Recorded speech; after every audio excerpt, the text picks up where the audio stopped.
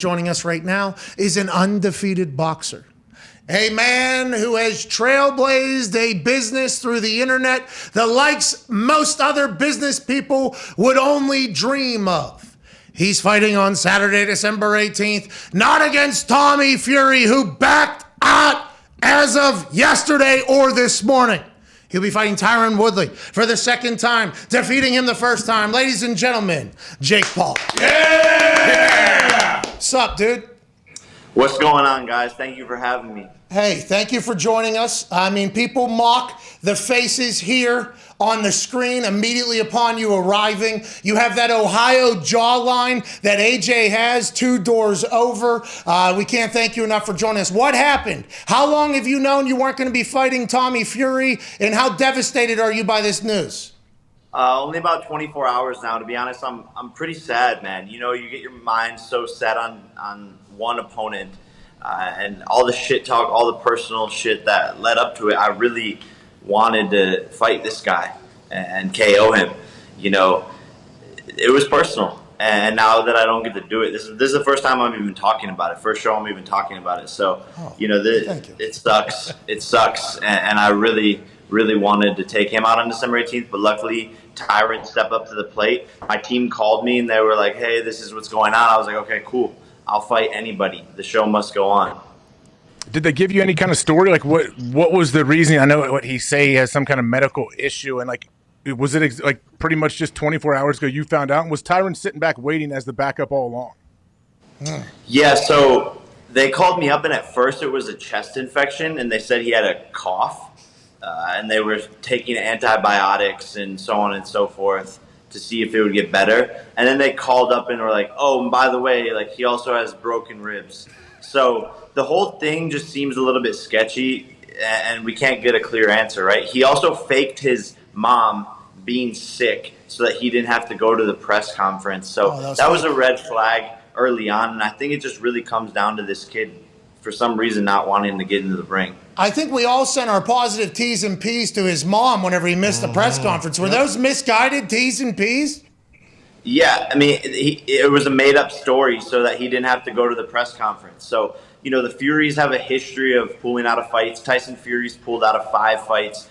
They're just a sketchy group of people all the way around. I mean, look at John Fury. Like, the guy's a weirdo. He spent 11 years in prison. So you don't know what's going on over there. It could be a number of things. Did you ever think about fighting the dad? Was that an alternate? was the dad maybe an alternate? Or is Tyron Woodley, as soon as that was there anybody else other than Tyron offered up to you? Or was that the first name and it was like, he's been training, here we go, let's go ahead and make number 2 happen? It was the first name, and my manager hit him up and was like, yo, do you want to do this? And he's like, yes, I've been training. He was planning on having 3 fights in 2022, so he's already been in shape. So he was ready all along, and it makes perfect sense. He did get the tattoo, so let's run the rematch. And for me, you know, I've gotten so much better in this camp, and I want to show people that the last fight I didn't perform at my best, and I'm going to come out, put on a better performance, and hopefully get that knockout. Hey, how's everything going? Like, I know you're very you make comments about the UFC and how they don't pay their fighters enough. You and Dana go back and forth with everything, and just what's been going on with boxing now because of you and your brother. Like, have you looked around and it's like, man, did you plan this? Did you think it would have this kind of impact? Yeah, I mean, you know, with each fight, this just got bigger and bigger and bigger. And the analogy I use is, you know, everyone took taxis for, you know, decades, and Uber came in with a simple app and became $1 billion company. But it was just that simple change that was needed to change, you know, transportation systems forever. We were that for boxing. We were the Uber for boxing, where we came in, saw a lot of room to innovate, and just have made a ton of different changes. I started my promotions company, Most Valuable Promotions. We signed Amanda Serrano. We're advocating for fighter pay. We're promoting fights differently, and we're showing that there's, you know, not as much of a need for promoters and all of these people in charge in the sport. So that's kind of like Floyd Mayweather obviously has made so much money doing this. And then you and Jake getting involved has kind of taken it to a digital effect now, huge. And you did that to YouTube. I think you did that to, what was the other one? Vine. You fucking ended Vine or whatever. I mean, that's what you guys just said, all right, I'm done with that. Is your time fully committed right now in boxing and running your promotions, or do you still have other business plans and business ventures, or is everything boxing right now? Everything's boxing right now. You know, I've fought 4 times in the past 13 months, which is really active, especially when you're doing these big pay-per-views. The only other person to really be that active is Canelo Alvarez, and it takes a lot. You have to dedicate 100% of your time to this because it's serious. This is the hardest sport in the world, the most serious thing, and your life is on the line in the ring. So I've dedicated my whole life to it, moved to Puerto Rico, isolated myself in training, and just have been going at it. And I've gotten a lot better, so I'm excited to show off the new skills December 18th. Do you do Oculus boxing in there, or are you like every day? What is the daily routine like? Are you eating raw ass eggs and stuff like that? Or are you getting punched every day like Rocky? What is the daily routine like? Yeah, 2-a-days pretty much every single day. Sparring, running, I'm eating raw liver, sometimes some raw eggs, getting punched in the stomach, bare knuckle. Some people use the ball, but we use the bare knuckle because it feels more like, you know, the actual fight where if you're going to get hit with a punch in the body. So it's a full-on training camp, ice baths, you know, you name it, we do it over here. It's as serious as it gets, and you know, if a lot of people come into this camp and say, wow, you train harder than most professional fighters. Is that because you have to catch up so much, you think, at this point? Do you feel like that is something that is a valid argument when people, because everybody talks about your first couple fights, or, oh, he'd get killed by Canelo and everything. And then there was a couple people like, yo, this is this guy's first fucking match. This is his second. This is his third. Do you feel like you have to catch up a lot to the people you need to get to because of how late into the game you got into it? Yeah, 100%, you know, and I'm held to the highest standard because I'm selling, you know, some of the most pay-per-views that anyone's selling in boxing. And so people expect me to have the same level of skill as those other people, and I like to be held to that standard because it pushes me to get better, and my back is sort of in the corner.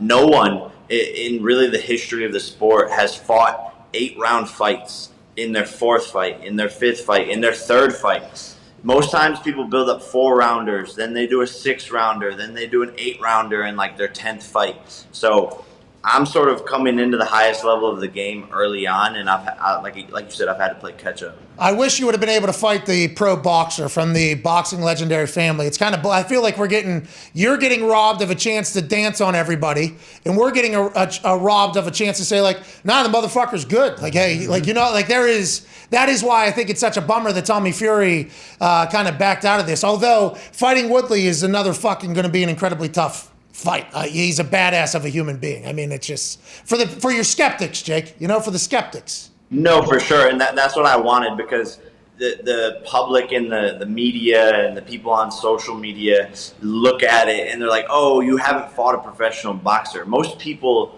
aren't smart enough to realize that Woodley is way tougher than Tommy Fury. So when I announced that I was fighting Tommy, everyone was like, wow, credit, he's actually fighting a professional boxer. In my head, I'm like, yo, this kid is like an Abercrombie model. I'm going to knock him out easily as hell.